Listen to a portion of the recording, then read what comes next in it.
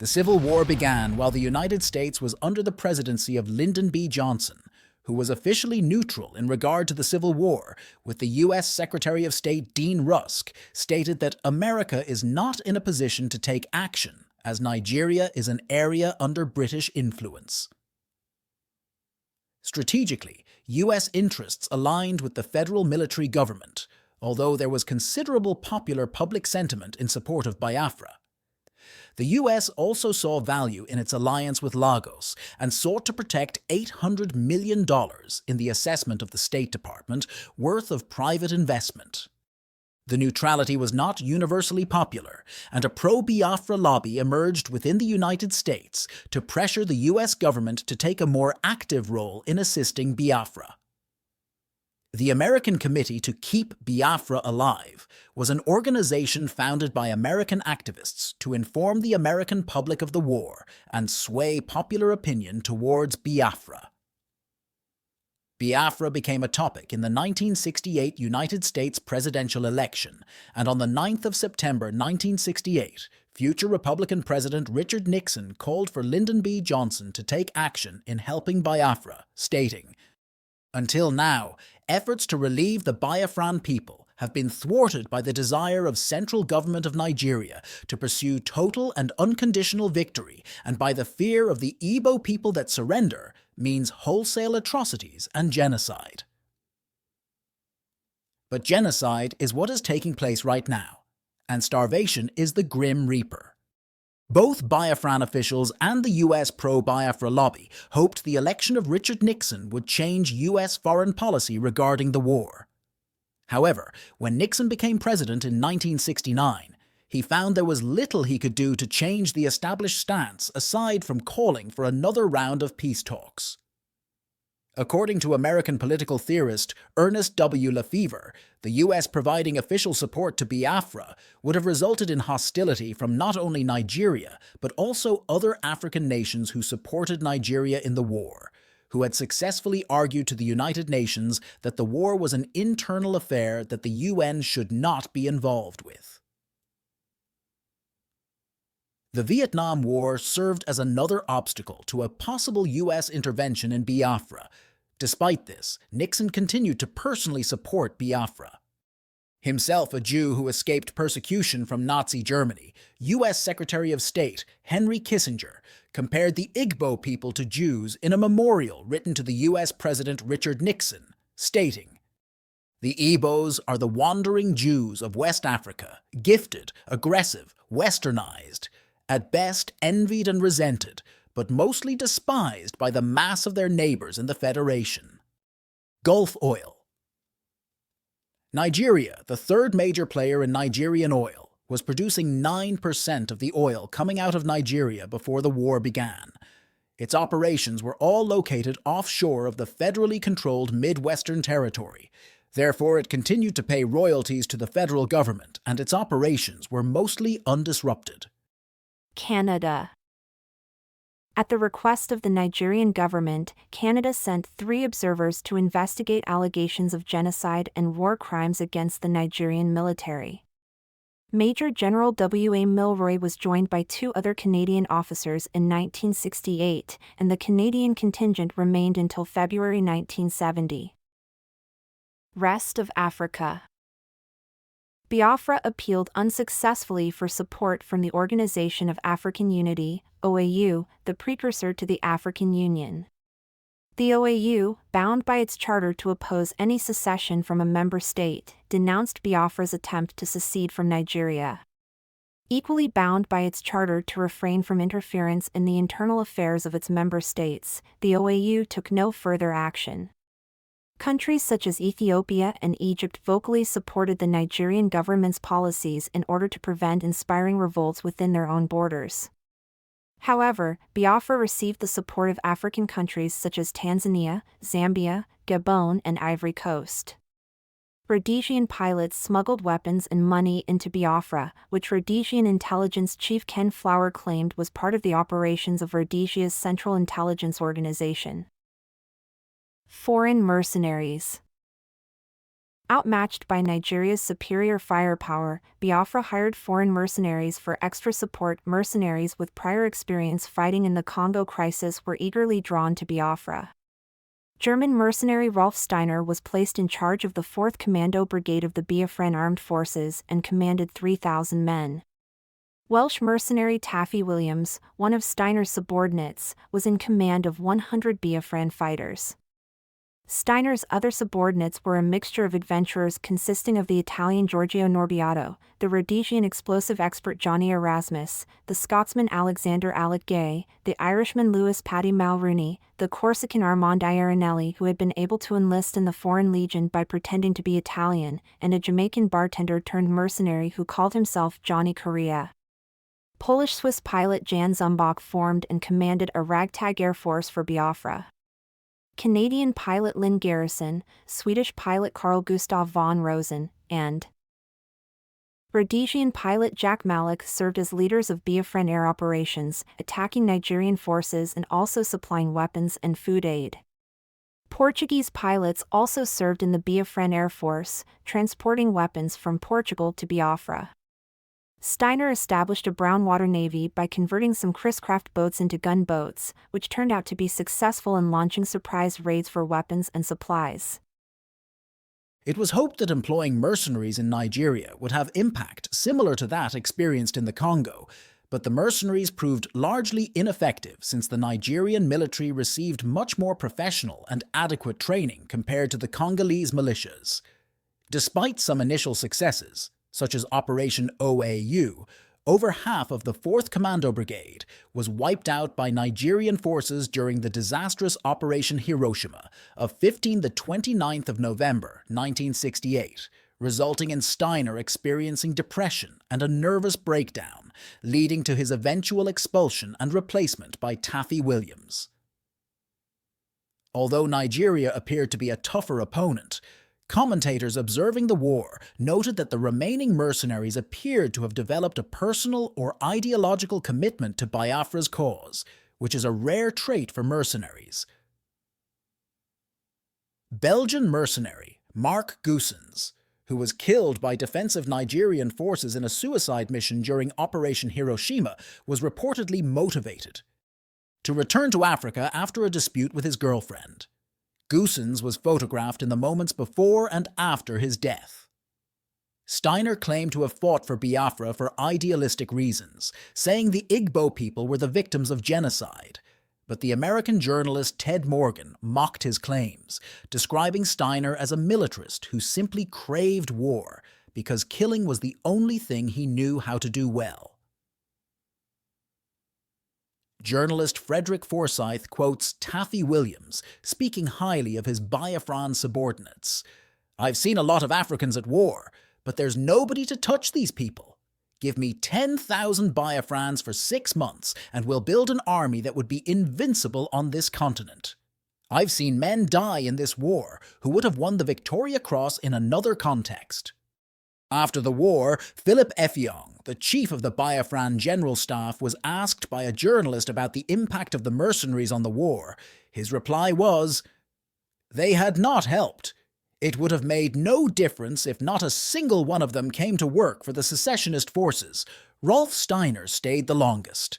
He was more of a bad influence than anything else. We were happy to get rid of him." Biafra surrounded. A makeshift airport in Calabar, Nigeria, where relief efforts to aid famine victims were deployed by helicopter teams. From 1968 onward, the war fell into a form of stalemate, with Nigerian forces unable to make significant advances into the remaining areas under Biafran control due to stiff resistance and major defeats in Abagana, Arochukwu, Oguta, Umuahia, Operation OAU, On, Ikot Ekpeni, etc. But another Nigerian offensive from April to June 1968 began to close the ring around the Biafrans, with further advances on the 2 northern fronts and the capture of Port Harcourt on the 19th of May 1968. The blockade of the surrounding Biafrans led to a humanitarian disaster when it emerged that there was widespread civilian hunger and starvation in the besieged Igbo areas. The Biafran government reported that Nigeria was using hunger and genocide to win the war and sought aid from the outside world. Private groups in the US, led by Senator Ted Kennedy, responded, "No one was ever held responsible for these killings." In September 1968, the Federal Army planned what Gowan described as the final offensive. Initially, the final offensive was neutralized by Biafran troops by the end of the year, after several Nigerian troops were routed in Biafran ambushes. In the latter stages, a southern federal military government offensive managed to break through. However, in 1969, the Biafrans launched several offensives against the Nigerians in their attempts to keep the Nigerians off balance starting in March, when the 14th Division of the Biafran Army recaptured Owerri and moved towards Port Harcourt, but were halted just north of the city. In May 1969, Biafran commandos recaptured oil wells in Kwal. In July 1969, Biafran forces launched a major land offensive supported by foreign mercenary pilots, continuing to fly in food, medical supplies, and weapons. Most notable of the mercenaries was Swedish Count Carl Gustav von Rosen, who led air attacks with 5 Malmö MFI-9 mini-coin small piston-engined aircraft. Armed with rocket pods and machine guns, his Biafran Air Force consisted of 3 Swedes, von Rosen, Gunnar Haglund, and Martin Lang. The other 2 pilots were Biafrans, Willie Murray Bruce and Augustus Opk. From the 22nd of May to the 8th of July 1969, von Rosen's small force attacked Nigerian military airfields in Port Harcourt, Enugu, Benin City, and Ughelli, destroying or damaging a number of Nigerian Air Force jets used to attack relief flights, including a few MiG-17s and 3 of Nigeria's 6 Ilyushin Il-28 bombers that were used to bomb Biafran villages and farms on a daily basis. Although the Biafran offensives of 1969 were a tactical success, the Nigerians soon recovered. The Biafran air attacks did disrupt the combat operations of the Nigerian Air Force, but only for a few months. In response to the Nigerian government using foreigners to lead some advances, the Biafran government also began hiring foreign mercenaries to extend the war. Only German-born Rolf Steiner, a lieutenant colonel with the 4th Commandos, and Major Taffy Williams, a Welshman, would remain for the duration. Nigeria deployed foreign aircraft in the form of Soviet MiG-17 and Il-28 bombers. Humanitarian crisis. Further information: blockade of Biafra and Biafran airlift. The September massacres and subsequent Igbo withdrawal from northern Nigeria was the basis for the initial human rights petition to the UN to end genocide and provided a historical link to Biafran claims of genocide during the Nigerian Civil War. Awareness of a mounting crisis rose in 1968. Information spread especially through religious networks, beginning with alerts from missionaries. It did not escape the notice of worldwide Christian organizations that the Biafrans were Christian and the northern Nigerians controlling the federal government were Muslim. Among these Christian efforts were the organization Joint Church Aid and Caritas, the latter aligned with various international Catholic aid groups. The famine was a result of the blockade that the Nigerian government had imposed on the eastern region in the months leading up to secession. Frederick Forsyth, then a journalist in Nigeria and later a successful novelist, observed that the main problem was kwashiorkor, a protein deficiency. Prior to the Civil War, the main source of dietary protein was dried fish imported from Norway, which was supplemented by local hogs, chicken, and eggs. The blockade prevented imports, and local protein supplies were quickly depleted. The national diet was now almost 100% starch. Bernard Kouchner was one of a number of French doctors who volunteered with the French Red Cross to work in hospitals and feeding centers in besieged Biafra. The Red Cross required volunteers to sign an agreement, which was seen by some, like Kouchner and his supporters, as being similar to a gag order that was designed to maintain the organization's neutrality, whatever the circumstances.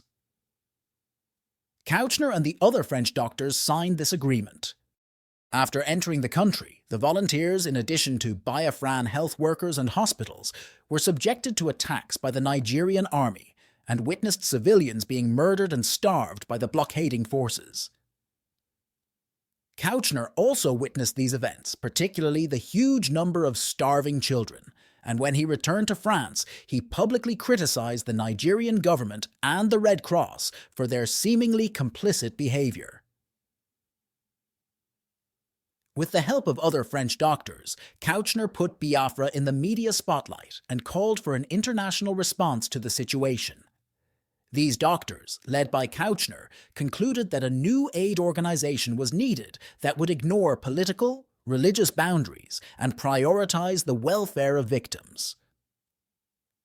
They formed the Comité de lutte contre le génocide au Biafra, which in 1971 became Médecins Sans Frontières, Doctors Without Borders. The crisis brought about a large increase in prominence and funding of non-governmental organizations, NGOs, media and public opinion. Media and public relations played a central role in the war due to their influence on morale at home and the dynamics of international involvement. Both sides relied heavily on external support. Biafra hired the New York public relations firm of Ruder and Finn to lobby American public opinion. However, it was not until Biafra hired the Geneva Public Relations Market Press in January 1968 that significant international sympathy was won. Mark Press was headed by an American public relations executive, William Bernhardt, who was paid 12,000 Swiss francs per month for his services and who expected a share of Biafra's oil revenues after the war.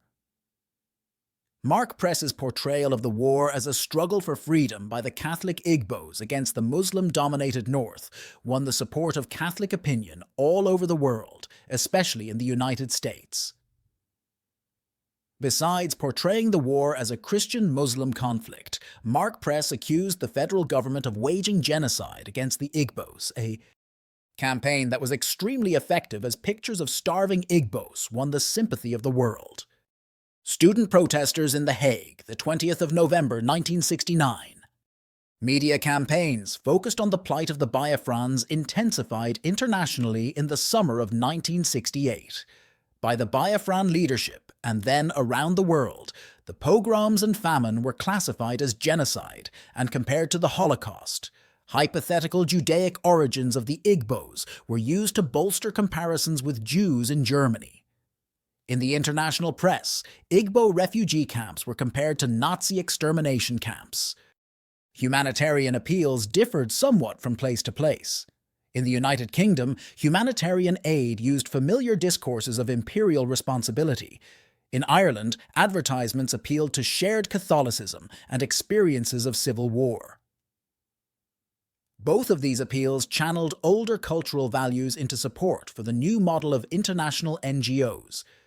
In Ireland, public opinion identified intensely with Biafra, as most of the Catholic priests working in Biafra were Irish who naturally sympathized with the Biafrans, who they saw as fellow Catholics struggling for independence. The Irish journalist John Hogan, who covered the war, noted, "The threat of famine, combined with an independence struggle, had an almost irresistible political and emotional impact on Irish public opinion, which became hugely supportive of the regular airlifts, via the offshore Portuguese island of São Tomé, of food and medical supplies to the beleaguered infant republic. The use of famine as a conscious tactic by the use of the federal government, who wanted to starve Biafra into submission, provoked parallels with the Great Famine of Ireland of the 1840s, while many Irish people saw a parallel with Igbo struggle for independence with their own independence struggle. The pro-Biafra British journalist Frederick Forsyth started covering the war in the summer of 1967 for the BBC. became angry at the pro-Nigeria stance of the British government and resigned in protest in September 1967. Returning as a freelance journalist in 1968, Forrest worked closely with the Irish Holy Ghost Fathers to collect information about the famine, and whose dispatches from Biafra had an immense impact on British public opinion. In Israel, the Holocaust comparison was promoted, as was the theme of threat from hostile Muslim neighbours. The Biafran War presented Westerners with the notion of starving African children. The Biafran famine was one of the first African disasters to receive widespread media coverage, enabled by the proliferation of television sets. The televised disaster and the rising NGOs mutually enhanced each other. NGOs maintained their own communications networks and played a significant role in shaping news coverage. Student protesters in The Hague, the 20th of November 1969. Media campaigns focused on the plight of the Biafrans intensified internationally in the summer of 1968. By the Biafran leadership, and then around the world, the pogroms and famine were classified as genocide and compared to the Holocaust. Hypothetical Judaic origins of the Igbos were used to bolster comparisons with Jews in Germany. In the international press, Igbo refugee camps were compared to Nazi extermination camps. Humanitarian appeals differed somewhat from place to place. In the United Kingdom, humanitarian aid used familiar discourses of imperial responsibility. In Ireland, advertisements appealed to shared Catholicism and experiences of civil war. Both of these appeals channeled older cultural values into support for the new model of international NGOs. In Ireland, public opinion identified intensely with Biafra, as most of the Catholic priests working in Biafra were Irish who naturally sympathised with the Biafrans, who they saw as fellow Catholics struggling for independence. The Irish journalist John Hogan, who covered the war, noted, "The threat of famine, combined with an independence struggle, had an almost irresistible political and emotional impact on Irish public opinion, which became hugely supportive of the regular airlifts via the offshore Portuguese island of São Tomé of food and medical supplies to the beleaguered infant republic.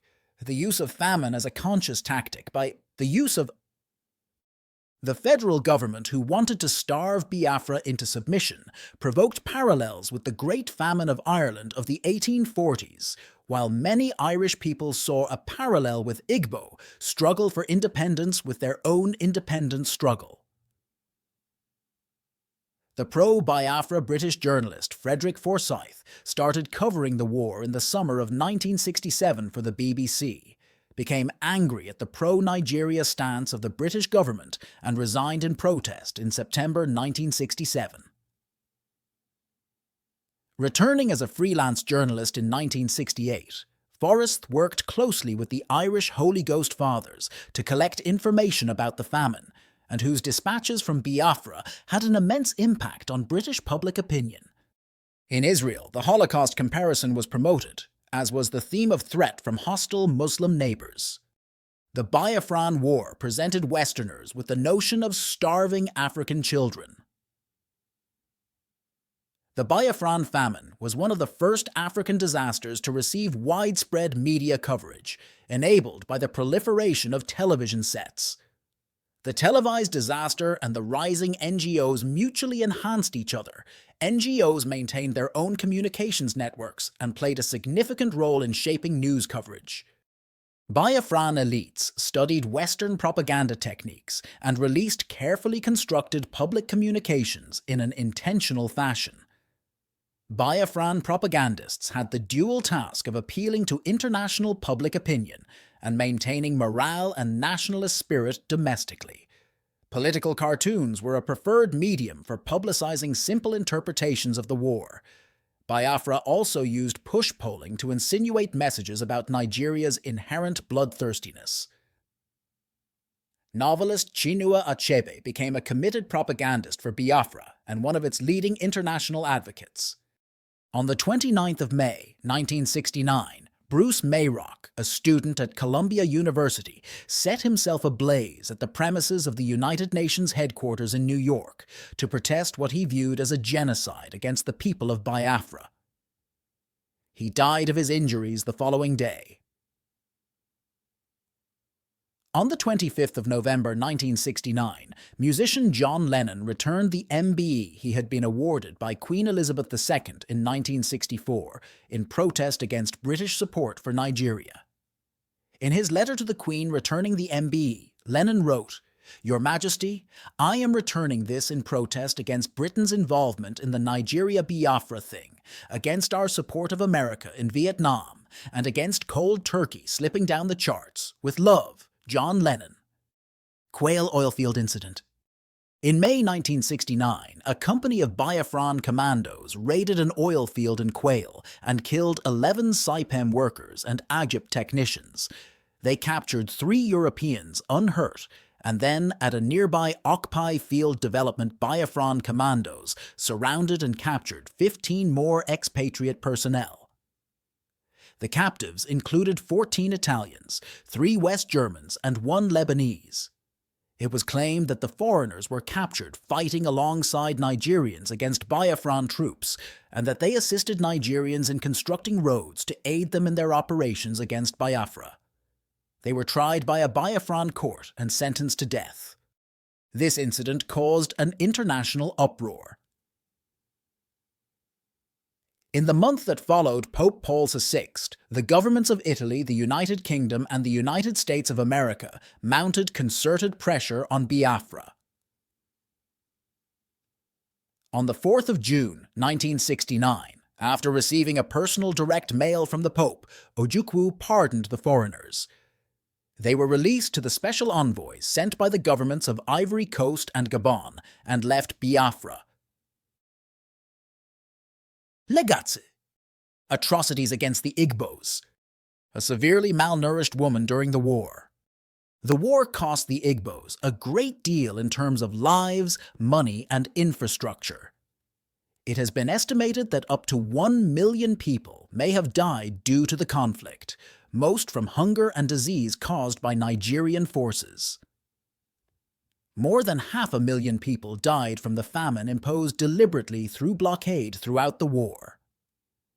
Lack of medicine also contributed. Thousands of people starved to death every day as the war progressed. The International Committee of the Red Cross in September 1968 estimated 8,000 to 10,000 deaths from starvation each day.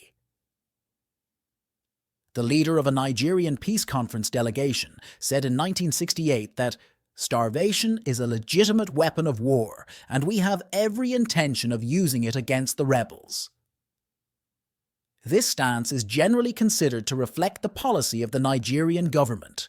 The federal Nigerian army is accused of further atrocities, including deliberate bombing of civilians, mass slaughter with machine guns, and rape. Igbo nationalism. The first generation of Igbo nationalism began to develop in the immediate aftermath of the war. Ethnic minorities in Biafra. Ethnic minorities, Ibibio, Ijaw, Ikwere, Eche, Ogoni, and others, made up approximately 40% of the Biafran population in 1966. The attitude of ethnic minorities in Biafra towards the conflict were initially divided early in the war. Having suffered the same fate as Igbos in the north, held the same fear and dread as Igbos. However, actions by Biafra authorities suggesting they favored the Igbo majority turned these attitudes negative. Great suspicion was directed towards ethnic minorities and opponents of Biafra, with combining exercises conducted to sift these communities for saboteurs, or Sabo, as they were commonly branded. This brand was widely feared, as it generally resulted in death by the Biafran forces, or even mobs. The accusations subjected entire communities to violence in the form of killings, rapes, kidnapping, and internments in camps by Biafran forces.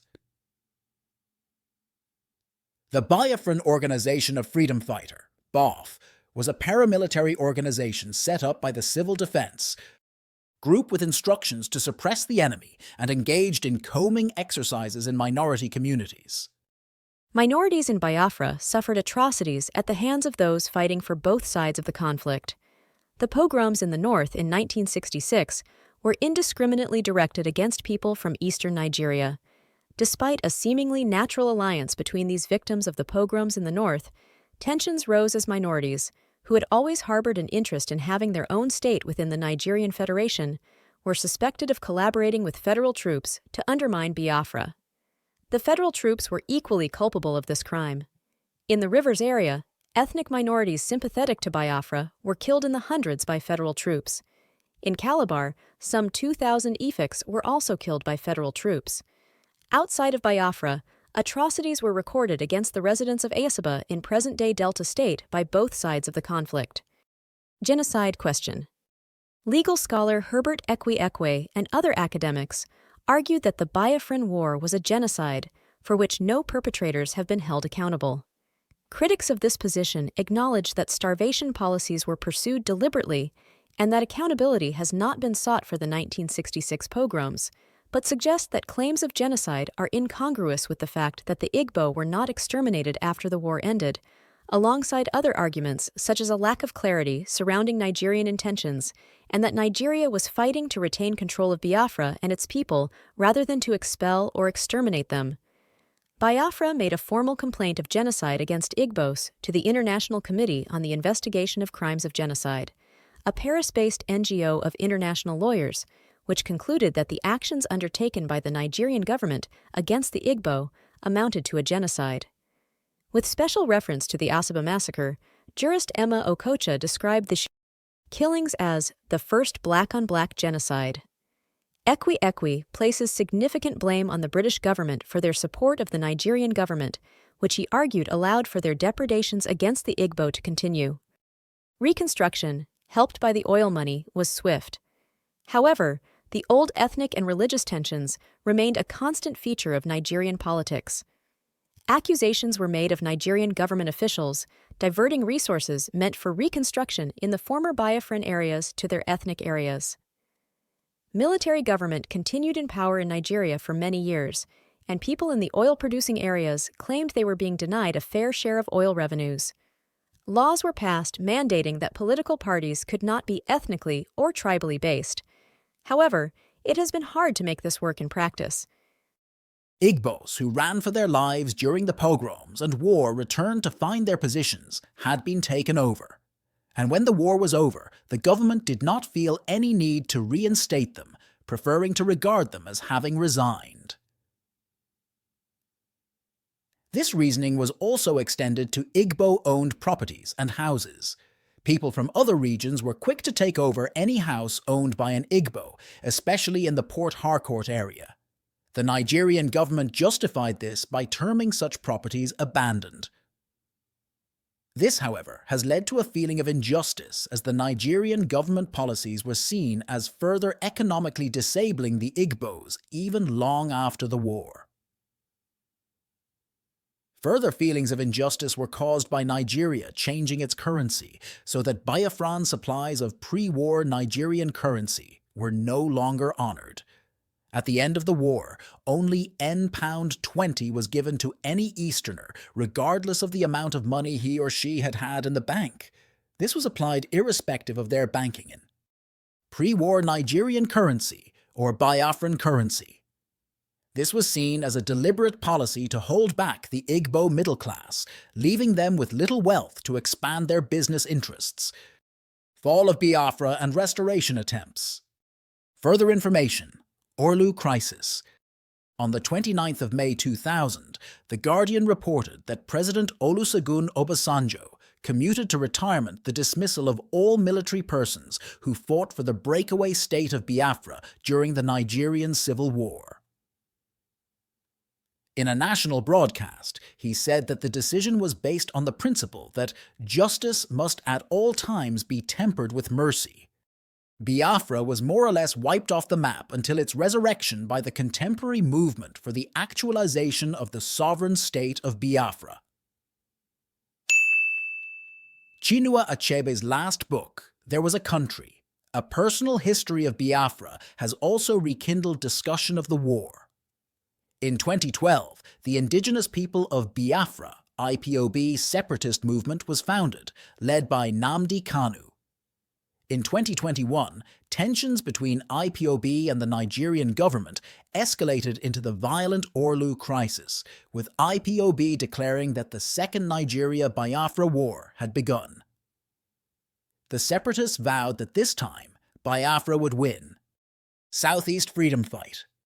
Nnamdi Kanu's ascent to prominence and the meteoric rise of the indigenous people of Biafra, IPOB, is a complex narrative deeply intertwined with the socio-political fabric of Nigeria. Kanu, a charismatic and outspoken leader, gained attention through his vocal advocacy for the rights of the Igbo people and the call for an independent state of Biafra in southeastern Nigeria. His platform, IPOB, emerged as a formidable force, rallying support both within Nigeria and among the Igbo diaspora globally. The movement tapped into deep-seated grievances stemming from historical injustices, marginalization, and perceived neglect of the Igbo ethnic group within the Nigerian state.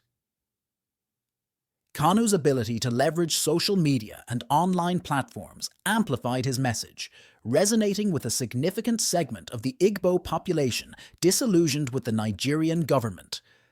Despite facing legal challenges and government crackdowns, Kanu's influence continued to grow, symbolizing a resurgence of Biafran. Identity and aspirations for self-determination within Nigeria's complex political landscape. Intergenerational impacts. According to a 2021 study, war exposure among women in the Biafran War results in reduced adult stature, an increased likelihood of being overweight, earlier age at first birth, and lower educational attainment. War exposure of mothers has adverse impacts on next-generation child survival, growth, and education. Impacts vary with age of exposure. And that's a wrap for today's video. I hope you found it helpful and enjoyable. If you did, don't forget to give it a thumbs up and share it with your friends. Also, make sure to subscribe to the channel and hit the notification bell so you never miss an update. If you have any questions or thoughts, drop them in the comments below. I love hearing from you. Thanks for watching, and I will see you in the next one. Take care.